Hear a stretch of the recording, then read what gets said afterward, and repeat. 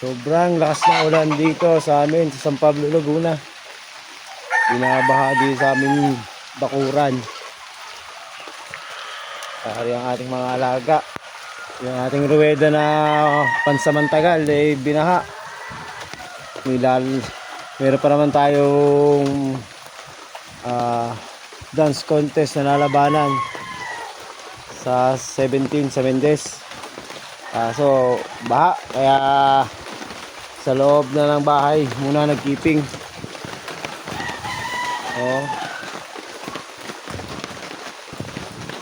Baha sa lakas ng ulan, lubog ang aking mga inahin.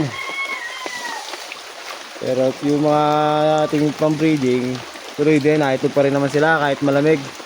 Okay naman.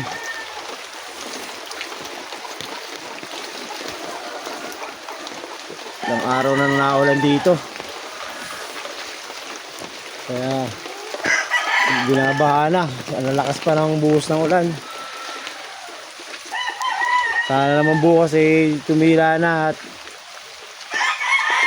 para makapag-keeping na ayos at makapag-pointing na ayos.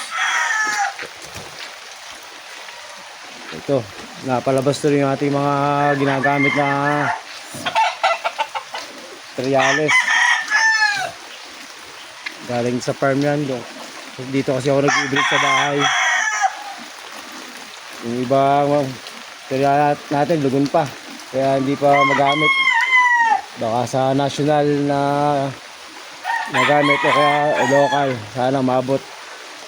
So guys, sa loob tayo ng bahay,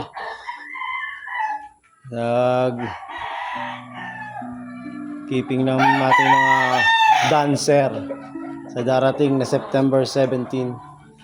Wala magawa, hindi kaya yung ating low budget na ruweda, kaya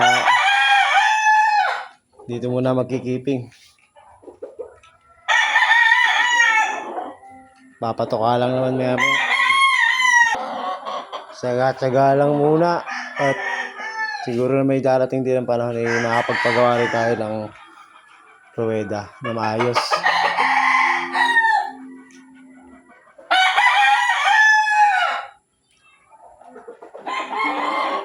Sige guys, ito ako muna yung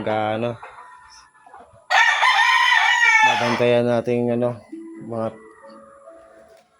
dancer bago sila patokin ngayong hapon.